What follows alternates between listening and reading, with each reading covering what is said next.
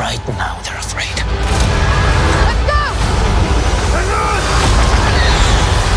Star Wars Andor. Bonjour tout le monde et j'espère que ça va. Bienvenue à toi dans la Blobverse. Aujourd'hui on se retrouve comme promis pour parler des 3 premiers épisodes de Andor, la nouvelle série dans l'univers Star Wars disponible sur Disney+.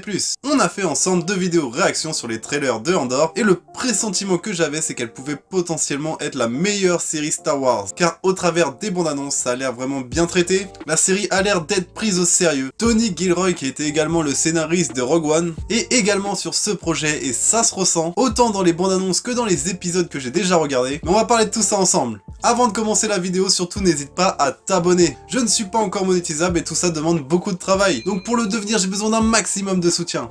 Donc surtout n'hésite pas à t'abonner, pour toi c'est que quelques secondes, pour moi ça représente énormément. En tout cas merci pour le geste. Et c'est parti, on lance la critique des 3 premiers épisodes de Andor.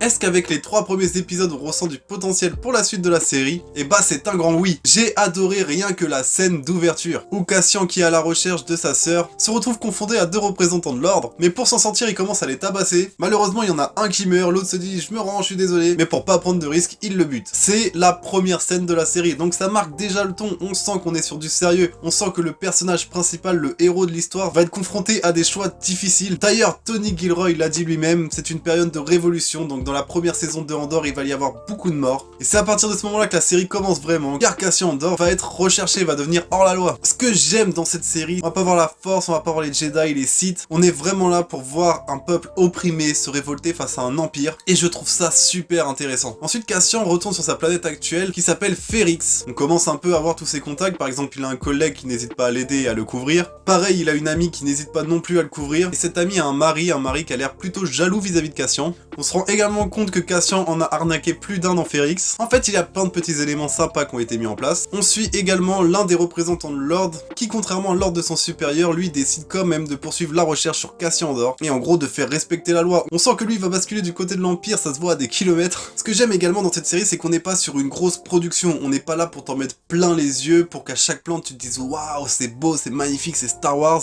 Non, on est là pour que tu sois en intensité, on est là pour que tu sois fondant, pour que tu comprennes tous les personnages, tous les enjeux qu'il y a derrière ça, et pour que tu aies de l'intensité en fait, pour que tu sois fondant dans l'épisode, dans la scène que tu es en train de regarder. Je trouve vraiment la série très bien faite. On a des flashbacks de Cassian et sa sœur jeune d'ailleurs, qui sont dans une planète forestière on va dire, et il fait partie d'un peuple nomade, qui se défendent avec des sarbacanes, donc on est vraiment dans un autre délire, il n'y a aucun blaster, il n'y a aucune technologie. Sauf qu'au bout d'un moment ils vont trouver un vaisseau de l'Empire où il y a des mecs qui sont morts d'une maladie, je sais pas, ils sont tout jaunes, dans d'une infection. À ce moment-là, il y a même l'un des gardes de l'Empire qui se réveille et qui n'hésite pas à tuer l'une des plus grandes du groupe de Cassian, mais ça reste une ado, tu vois. Donc des morts, on va en avoir, des surprises, on va en avoir. Pour le coup, on a enfin une production Star Wars qui est vraiment dédiée aux adultes. Et ça fait vraiment du bien, je suis vraiment un très grand fan de toute la saga Star Wars, mais ça fait du bien que pour une fois on nous prenne pas pour des gosses. Dans l'épisode 2, on a Stellan Skarsgård qui débarque, car il a été appelé par la copine de Andor. Elle le prévient que en gros il est recherché. Ils avaient prévu un genre de deal avec Andor où lui il ramène de la thune et Andor lui file un module ou un truc du genre. Mais Stellan Skarsgård, j'ai pas encore le nom du perso, lui en fait est là pour Cassian, pour ses capacités, pour sa volonté. J'ai un petit reproche à faire à la série pour l'instant, c'est la rapidité. Les épisodes de Disney+ sont vraiment beaucoup trop rapides, que ce soit les séries Marvel ou Star Wars.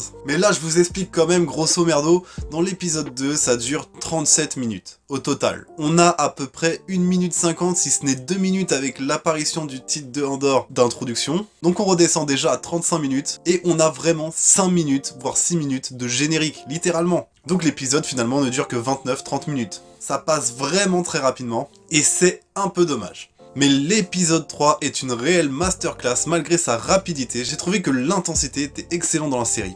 En gros, il y a le mari de la copine de Cassian, celui qui était jaloux, qui a balancé aux autorités que Cassian était là et que c'était lui qui recherchait. Les autorités du coup débarquent sur Ferrix. Quand Cassian était jeune sur sa planète d'origine et qu'il était dans le vaisseau de l'Empire, il y a une dame et un homme qui décident de le prendre sous son aile car il avait l'air apeuré et perdu. D'ailleurs l'actrice qui interprète cette dame n'est nulle autre que la tante Pétunia de Harry Potter.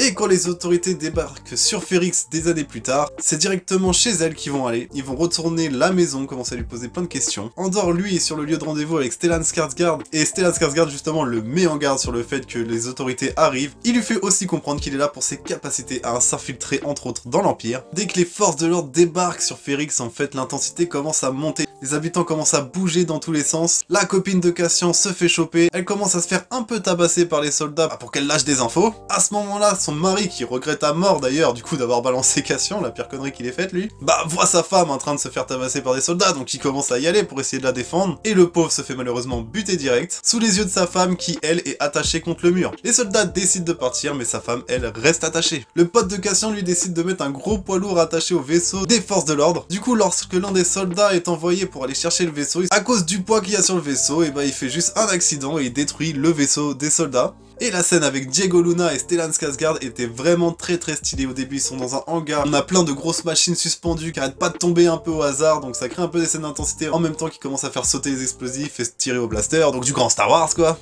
Et en fait, on va dire la mère adoptive du coup de Cassian commence à dire aux soldats qui l'ont prise en otage, car tous les habitants de Ferrix en fait commencent à taper sur des objets métalliques, donc on entend un bruit un peu sourd qui fait ding ding ding ding ding de tous les côtés, et en gros ils disent que c'est une technique d'intimidation envers les soldats. Sauf que la mère de Cassian dit aux soldats qui la prennent en otage, c'est pas lorsqu'il y a le bruit qu'il faut s'inquiéter, c'est lorsqu'il s'arrête. Et tout de suite, rien qu'avec cette phrase, la scène est montée en intensité, la réalisation est vraiment super, elle nous met dans le bain, c'est super efficace. Évidemment, dès que le bruit s'arrête, il y a une tension palpable dans l'épisode. À ce moment-là, Cassian envoie un speeder rempli d'explosifs, il le fait exploser, il commence à s'enfuir, et quitte ensuite Ferrix avec Stellan Skarsgård. Ensuite, on a des plans sur à peu près chaque personnage qu'on vient de retrouver lors de cet événement dans l'épisode 3, et ça se termine sur un parallèle entre Cassian jeune qui s'en va avec du coup sa belle-mère, et là Cassian d'aujourd'hui qui s'en va avec Stellan Skarsgård. Les 3 premiers épisodes m'ont vraiment convaincu, j'ai vraiment adoré ce que j'ai regardé. Je n'ai pas non plus parlé des musiques que j'ai trouvé vraiment excellentes, que ce soit les musiques d'intensité, les belles musiques, les musiques d'émotion, ou les musiques lambda pour apporter une touche à l'épisode. En tout cas, elles sont vraiment excellentes, et c'est un grand oui pour ce début de Andor. Je sentais que ça allait être un peu plus sérieux, je sentais qu'on allait être moins sur un côté Disney vibe si on veut. Par exemple, Obi-Wan était carrément dans une Disney vibe, peut-être un peu trop, c'était un peu abusé. Boba Fett, je t'en parle même pas. Mais là, Andor, on est sur du sérieux, on est vraiment sur la legacy de Rogue One, et c'est super, c'est cool. Donc vraiment, vivement mercredi pour voir l'épisode 4, et du coup, ma critique sortira jeudi de cette semaine. Et demain sortira ma critique sur l'épisode 6 de House of the Dragon. Donc surtout, n'hésite pas à t'abonner pour soutenir mon travail, pour soutenir ma chaîne, j'en ai vraiment besoin. En attendant, tu prends soin de toi, et moi je te dis à la prochaine. Ciao!